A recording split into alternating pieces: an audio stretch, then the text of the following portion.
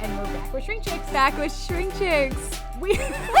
Before we started, we literally were just like, we need to get a new intro. And then we just did the same thing because we got nervous. We just don't know how to start the episodes. I feel like we talk about this all the time. Maybe somebody could write in and tell us how they think we should start. I think we just have to have a day where we practice with each other. Don't you think maybe we'll have a glass of wine and just like practice intros?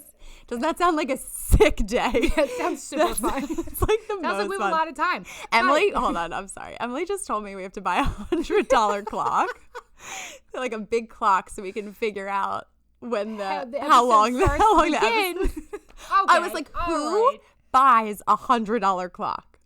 Definitely not you.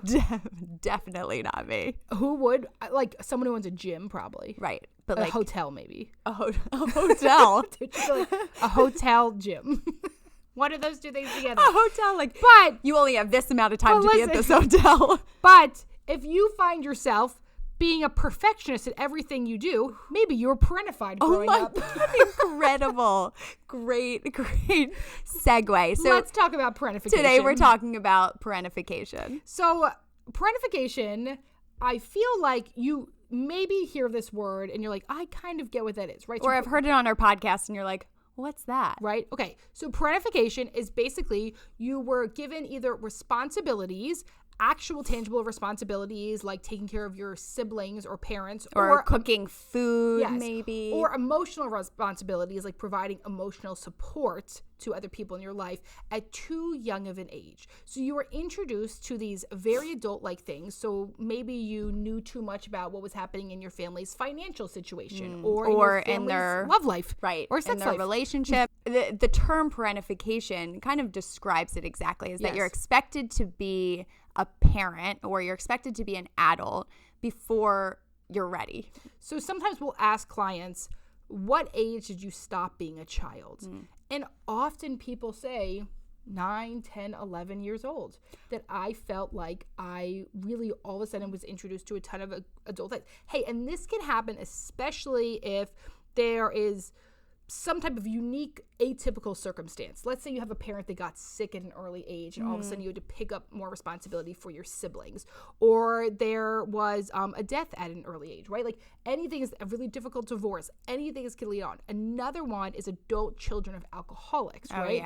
If you had alcoholic parents, maybe you were responsible for making sure that they were sober to pick you up at school, or maybe you were responsible to make sure that they were on their side at night. Or you basically learned that in order to survive or in order to like emotionally thrive as a child, and children are very resilient, like they learn ways to survive when they don't necessarily feel like they have that safety in their relationship with their parents. So you might have learned very specific ways to survive and thrive in order to take care of yourself or take care of siblings or people in your life. So maybe you got amazing at time management, or maybe you became incredibly organized so you could keep going with all these roles of being a student, of going to sports, of doing all this stuff, right? Or maybe you learned to shove your emotions just deep down inside because you had to take care of other people's emotions, or you saw, and I think another example is like if you have a sibling that needed a lot of extra support, right? Like that would be a really good example if they had disability, or they had some, mental health stuff they were dealing with themselves. Right. And you could recognize, okay, my parents have a lot on their plate. And so I'm going to make sure that I'm the good child, or I'm going to make sure that I take care of myself so I'm not putting any extra stress. That's another way. And a lot of this happens indirectly too, right? Like it's not like our parents are attempting to parentify us. Sometimes that happens if they haven't done their own emotional work. But I think it so often happens with difficult life circumstances. So as we'd say, that's kind of the way the cookie crumbles, right? That's what set the dynamic. And there's some reasons of why this could start to be maybe problematic in adulthood. Oh, yeah. Well, first let me ask, when do you feel like you stopped being a child? Wow. I know. You know what? I have been Jen knows I have been like redoing a therapy journey for myself recently. Like, so in the past 6 months, I started with a new therapist, and I was deep diving into some family stuff I had going on that also got brought up from my dad going through and almost dying from COVID. And so there's like a lot, I've been doing a lot more work. So I probably a year ago would have answered that saying like maybe, I don't know, 12. Mm-hmm. It's getting younger. It's getting younger. Now, I was also someone who hit puberty very young and was treated, always looked much older than they were. So well, that is another thing to mention. So I think I was always treated much older than you were because of that. Yeah, I do. Wow, that makes sense. Right? Okay, like how old were you the first time you got catcalled? Like last year. Might have been last year. You have a different body type, right? So like that's like a really like serious thing. Like I have boobs at like 10 years old. Didn't. I had boobs at like 20. Still looking for them. Yeah. But like, right, so like it's just different, right? So I had this different body type. I think I was treated much older. Yeah. I think I also came off much older and mature. I also like really liked adults to like me. One, in general, because I was a people pleaser, but I also like really wanted adult attention. Were you the kid in class that was like a teacher's pet? I was a teacher's pet. I wanted to like be their friend. Like I wasn't like sucking up to them. I was like, want to hang out? Like I like thought like they wanted to hang out with you. They were like peers maybe. Like I feel like I had inappropriate boundaries with adults. Like you were like going to like hanging out with the teacher instead of the kids. Yeah, sometimes. Like I think that was like a thing that happens. I might have mentioned this. I would like laugh at any teacher's joke like so loud because I wanted them to feel and I wanted them to feel good about themselves. Yes. Like I felt responsible for taking care of their emotions as a teacher. Yeah. Well, it's like that meme that's like any person who was a pleasure to have in class has an anxiety disorder now. 100%. Right, and I actually think that's true. 100%. I actually think that's probably it's accurate. Definitely true. So, like, okay, wait. So, same question. How old were you? Okay, I always had this feeling that I was an adult stuck in a child's body. Yeah, like, I believe that 150%. Yeah, like, I felt like I had to, like, pretend like I was like a kid. Grandma. Like a grandma stuck in a child's body. Yes. And so I almost felt like I'm telling you, really, really young. And I did not hit puberty early. Like, I was treated like a child. Yes. And, I mean, and by treated like a child, like, I wasn't given, like, a voice at all. Mm-hmm. And so I think that was really hard. Were you infantilized as opposed to parentified? Well, I think that there was no, like, recognition, I know I've talked about this, of, like, my emotions or my thoughts. It's like, oh, you're just a child. Yeah. But, I always felt like I was an adult and that no one would hear me. So that's how I learned to shut down from a very early age. Yeah. Okay, well, it's funny, right? So we just talked about, like, so there's parentification and infantilization. Like, were you always treated like a child? Was everyone always, like, gentle with you and sensitive towards you? They weren't really to you. I know. It's confusing. It's a conundrum. Yes. I'm still on my therapy journey, too. Yes. I'll let you know what happens. Yeah, well, stay tuned. We'll be dead by the time it comes out. That's how long we'll be in therapy. It'll be a long. So when you have this parentification, though, it can really start to come out in other ways. For me, it's control. Oh, it's so beautiful. I love when you turn things into songs. And overfunctioning. Right. Right? Like, you can see it in me. How about this week? Do you want to talk about this week for me? Oh, please talk about this week for you. I just don't, like, I go through a thing where, like, when I get stressed, and, like, my friends can tell, right? Like, whenever I start, like I have, like, a million things that week, like, things that, like, people would celebrate, too, right? Like, interviews and podcasts and, like, different stuff that everyone's like, wow, like, look how good. I'm like, no, this is a trauma response. This is, like, let's not celebrate this 100%. Year, right? Like, and my friends will be like, you okay? You've been real busy. And I'm like, yeah. Like, no. It's, like, not okay, right? So, like, because that's the mode that I go into, is I just stay super busy. And the other way I can really, really, really see it in my relationship is, like, gatekeeping, like, with motherhood. Like, that I struggle because I feel like I was parentified in a lot of ways. It has been very difficult to parent with someone else. I was going to ask, like, are there any ways that you're worried about parentifying Millie?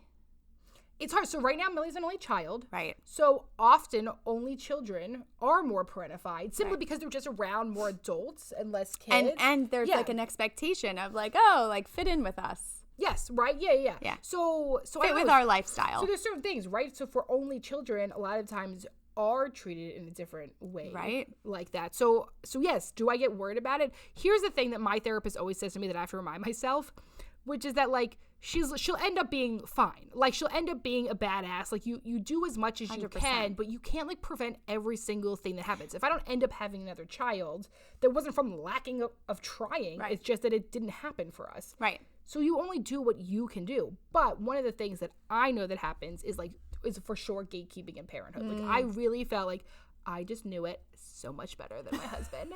Like I just had the maternal instinct and I knew what I was doing. And is that true? Well, I also babysat my whole life, right? Because there's also a part of like often you did not babysit. Actually, did you? I am in so much pain even thinking about this. Oh my gosh, did you babysit at one point? I did. Well, it's like when I find that hard to believe. I know it was. I don't know why anyone. Kids okay. I don't know why anyone trusted me with their child. There was this one time I was. No, I would trust you. I just don't know why you would ever say yes to it. Money? I guess that's true. Pay for that $100 clock. But exactly. I got to pay for this clock. Got to pay for my wife. She wants a clock. She wants a $100 clock. I got to babysit. No, but there was this one time I babysat and there were like dogs and the kid had this like ball and was just like, and the dog was scary and they were just waving the ball around and the dog was like jumping at it. And I was just sitting there like, I don't know what to do. Like, I hope nothing bad happens. So you just lean back and see what happens. I was just like, I hope this works out. It did. The kid's fine. I mean, they're dogs, right? And the kid's alive. Should we check and see how they are emotionally? Maybe. Yes. But here's the thing. Okay, see what Jen just did? Oh my God, that's such a great intro, right? Great. You're welcome. That's what parents will say, right? Well, you didn't get hurt. Right. Right? That's the number one thing parents will say. When you go back and say, hey, right, like you really treated me like an adult. You're alive. Or I knew all this stuff. Like sometimes I'll ask people like in session, like, so like, what did you know about your family's financial situation? And people could sit there and tell you everything or nothing. Or if in session a client is telling you about their story, right? If you say, when did you find all of this out? Mm-hmm. Right? A lot of clients will say like, oh, I knew while it was happening. Like I knew what was happening. And then we go into like, well, how did you process that? Like, who did you talk to about that? How did you deal with that? And they say nothing. They say I had no one to talk to, or I had no one to, process through that with. And I think that that's another part of it. Like once again, the emotional pieces of I had to deal with that myself because my parents were going through so much, right? I had to hold that in. There was no one I could turn to. And that's a part of parentification is feeling like we have to, as children, deal with our emotions on our own. Like we don't have anyone we can turn to. It doesn't necessarily feel safe because of what's going on in their relationship or what's going on around them, the stresses that they're dealing with. And so I think that in adulthood, as adults, we can think about, okay, wait, was I parentified? Because I think that we think about parentification in these very extreme ways, right? Like my parents neglected me or like this binary way. It was all good. It was all bad. Right. And the reality is like, that's never true. Right. It's never 100% of one thing or the other. But I think especially when we're first starting this work, it feels very much like that. Absolutely. Right. And I think it's hard to admit that your parents are imperfect people. I think, and by imperfect people, I mean, feel like some people go straight to destroy their parents. I think it's one or the other. Like, don't you think that there's some people who keep themselves from like even touching those pieces and they're just like, oh no, everything was great. It was fine, right? Well, and right? Because those are the clients that come in the first session and they're like, well, I don't really want to talk about my childhood. Like my childhood was fine. It has nothing to do with this. And you're like, we're always skeptical. We're always skeptical, right? Because there's always something. Your parents are imperfect. Well, and there's also a story you've told yourself about your life. And that story is that my parents were never there for me or my parents were always there for me, right? So like the story we continuously telling ourselves, it makes an impact because that everything can turn into confirmation bias around that. if no one was ever there for me in my childhood, I maybe could possibly automatically assume that no one's going to be there for me in adulthood. Right. And if no one's going to be there for me in adulthood, well, then why would I let anyone in? Why would I open up to my partner? Why would I be vulnerable? Why wouldn't I take on all of the parenting duties? So it's also when we put someone in a catch-22 where I am begging for someone to show up for me, but I don't actually allow myself to be taken care of in any way. You protect yourself. I need to. Right. Because if the narrative is no one else is going to take care of me, no one else is going to protect me, I'm the only one who can do this, it's hard to let people in. Absolutely. Especially when it feels like survival, right? So like when it feels like, well, if I don't do this, who's going to? I have to work 1 million hours this week because my partner may not, or my partner can't maintain a Okay, stop looking at me like that. I was just going to say, what am I going to say to you? That I have to work 1 million hours this week. And that has nothing to do with Aaron, of course. But it's just like that. And right. But it's this thing about, it's like control, right? Because that's one thing I think we control. both have this issue. We both. But it's from different reasons. 100%. Right? Mine is more of the control parentification. Right. What's yours? Mine is I am the only one who can do this. Like, I have to take all of this on myself. Because what will happen if you don't? What's the fear? I think I just assume that no one else can do it. Like, no one else can do it for me. Is that ego? It could be ego, but I also think it was, not feeling like I could rely on anyone else. Yeah. And not that, I think maybe emotionally or just in general, like I very much learned to keep my emotions internal because there wasn't space to be able to express them externally. And so I think that, I learned whether it's with that. And I also think feeling like an adult in a child's body, I was like, I have to put on this persona. Yes. Okay. And so... But I think both of us very much have that in different ways. I agree. But I think it's helped our business a lot. Well, it's this funny thing, right? Because so we started this business 7 years ago. Yeah. And we DIY'd everything. Everything. The website, the branding, the wording, the brochures. When we say we literally feel like no one else can do it, we didn't let anyone help us. We also had no money, though. Right. So, like, that part wasn't control. We had no money. That's fair, We never took out loans to do this because we were too scared to do it. We were young. You know what I mean? Like, there was a part where it was like, here's the issue, though, right? So, at the beginning, it wasn't problematic. We did what we could with what we had. Right. The shift was when we had the finances to get help and didn't. And now the shift is happening where we buy $100 clocks. The shift is happening too far. And we got to shift it back. We got to tone it down. We still buy nothing. Fair.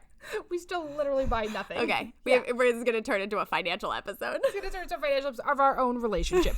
But, so the shift, right? So when that shift happens, it goes from what is doing the most with what you have versus what is over control. How do you start to look at that for yourself, right? This is a big thing we talk about in parenthood. When you, at the beginning, obviously my husband can't nurse the baby, right? So I'm going to breastfeed the baby. Right. But why am I not then giving her up for him to then burp her and change her next?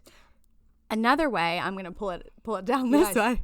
Another way it can show up is if you were parentified as a child, and whether you were taking care of siblings or you were taking care of a lot, you might be burnt out as an adult and have no interest in parenting. I've already parented everyone in my life. Yeah, I'm done. Right? I have already parented everyone. I've been doing this for forever. Right. You're like, I am not going to do this anymore. And also now you have control over it, right? Like you can make the choice to say, I'm not going to parent anyone else, right? Because I'm burnt out at this point. But that's not problematic. No. That's like a great decision for yourself to sit here and say, you want to know what?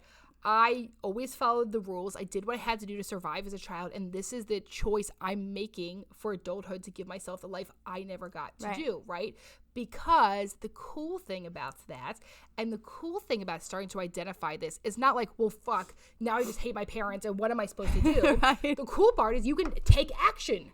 You can do something different, right? And that's the point. I mean, the point of therapy and our podcast and learning about your mental health in general is to take things from being more subconscious to you or things that you don't know to make them more conscious. When things become more conscious, you can take action on them. Yes. You can make changes in your life. Sometimes we just repeat patterns that are subconscious to us because it feels comfortable for our psyche.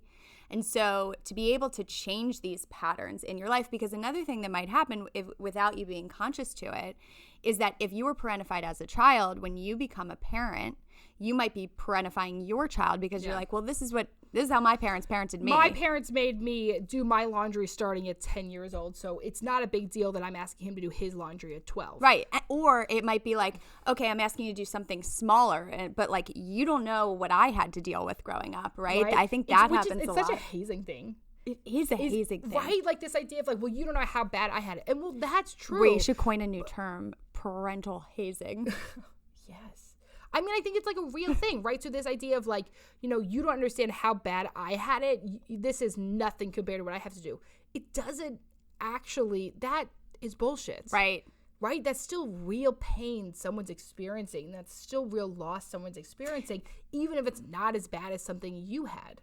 And it just means that maybe your parent hasn't done the work, right? Like hasn't made the conscious effort to say, I'm sorry. There was a bug. She's clapped a fly in the middle of this recording. You couldn't have let that go. I was going cross-eyed. I didn't know what to do. I thought. Was that a control thing? Could that be wrapped into this somehow? I don't know. I'm not quite sure. Well, yeah, we could turn that in. I was parentified into killing bugs. And now this episode you have to watch on YouTube. Because you can watch Jen kill go a cross-eyed bug and kill a bug. So now remember to check us out on YouTube. Okay. No clue what I was talking about. Any idea? Nope. No. Okay. But so that's right. So let's talk a little bit about what the hell we're supposed to do with this now. Right. So as you become more conscious of it, how are you supposed to tackle this, right? It's not just like you become conscious and you're pissed off at your parents for the rest of time. That doesn't really do anything. But I mean, it's nice to have a pity party. Yeah, you can process it. Like, be a little pissed, you right? Let yourself feel it. You can pity them party. Let's do that party. And then recognize at what point you want to take action, right? Like, let yourself feel it. Maybe there might be some grief that comes with that. Maybe you have to grieve the childhood that you wish that you had that you didn't have, to be able to acknowledge this and say, okay, yeah, there was a lot put on me. Like, I had to deal with a lot. There was a lot I had to process. And I wish that my childhood looked like this, but it didn't. And so maybe there's a little grieving that comes with that. Maybe there's a little anger or some sadness.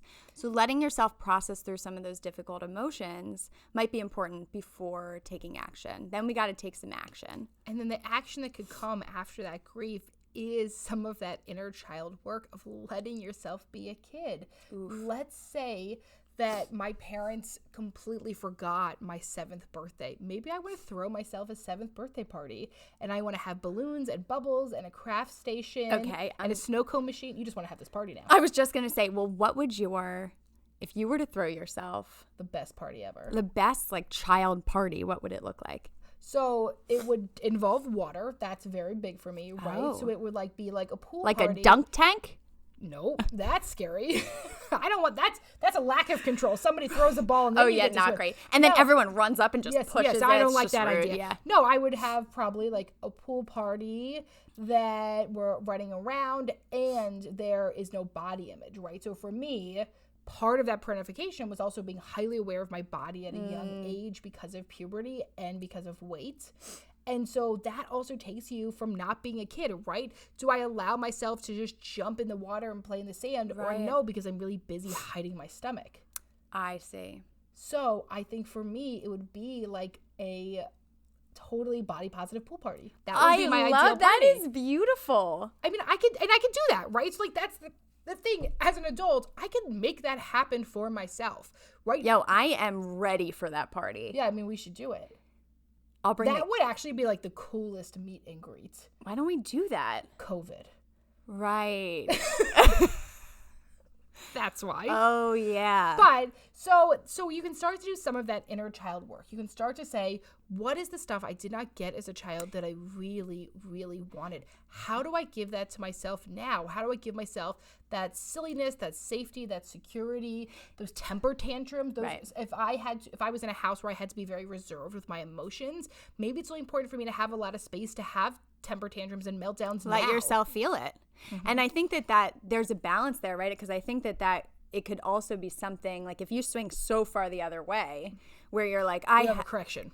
Exactly. You're overcorrecting. And if you're like, I never got a childhood, so now I'm just going to act like a kid, or I'm just going to live this out in my adult life, to kind of manage that too, that it's not something that starts affecting your relationships, or like, for example, if you never got to play or do anything, if you're just like playing video games 24/7, right, without kind of putting boundaries up for yourself, right? So it's, well, and maybe we look at it as like, how do you allow yourself to be a child while also giving yourself the boundaries that would be healthy in a parent-child relationship, right?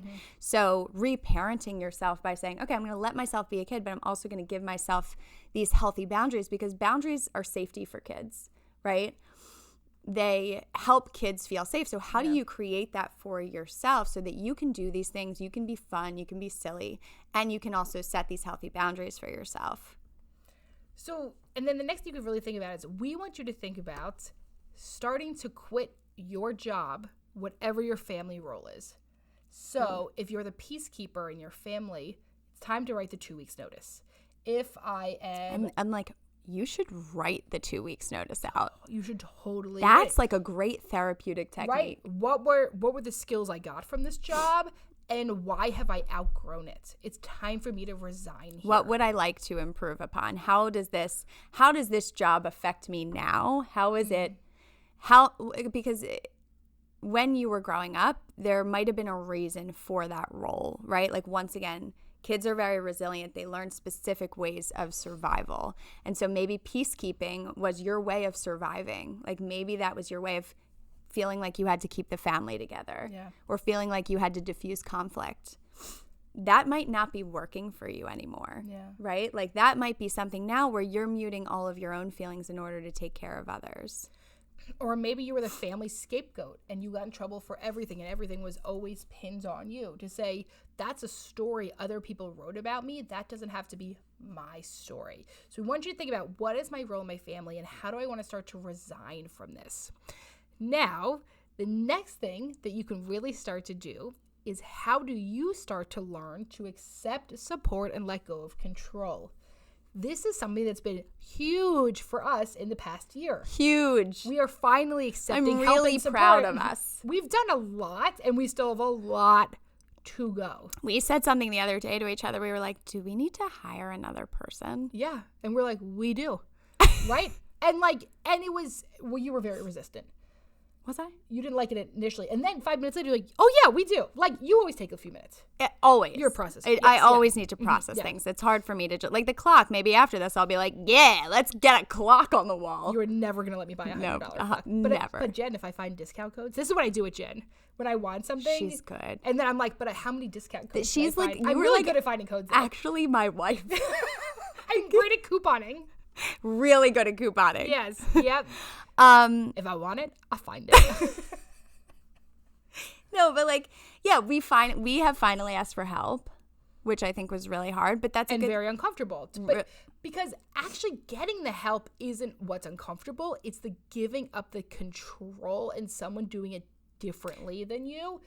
Even if it's just as wonderful, it feels so uncomfortable and disruptive. Because once again, growing up, maybe it was not safe to ask for help, right? So your mind is saying to you, don't ask for help. It's not safe. You are the only one you can rely on. Mm-hmm.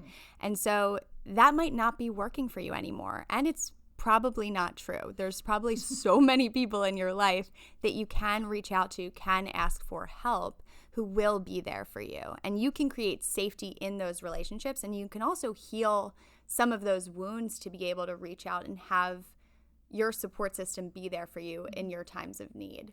And one of the things people often say is like, but it takes me just as long to teach someone else than for me to just do it myself. In which I would say, true, but how much longer will you last at this rate? You're going to get burnout. Right? So it's true. That's the thing, is like, when you're on this over-functioning autopilot, it does feel easier to go that way, because the avoidance of doing something different, it's easier to stay and go really fast in the lane that I'm in than to switch a lane and possibly have to move around in a different way. But it doesn't mean it won't be so much better for your long-term quality of life, right? And that's also when we have to start to talk about, how do you care less? And that doesn't mean you have to be careless in the relationships around you. It doesn't have to mean you're careless in your job. Care-less. Yes. Is there no, actually, there's no. Sorry. No, hyphen. I don't know. I love a nice semicolon. Okay. But this idea of like, okay, so here's like an example, right? I always take care of cleaning the floors. This is not true at my house, for the record. No, we have a Roomba. But I always take care of cleaning the floors because when my partner does it, they're so bad, it's just easier for me to do. Well, is it that bad? Is there a little bit of crumbs, right? Like, what is really the situation? And what can you choose to give up? And maybe it won't be as perfect, quote, or maybe unquote. Maybe it won't be the way that you want things done.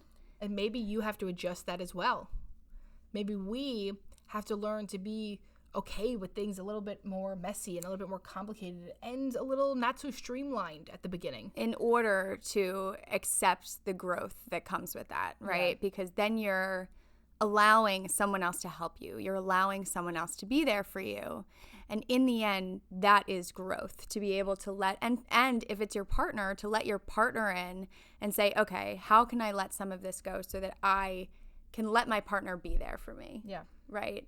As opposed to holding on this control of, I need things done in this very specific way.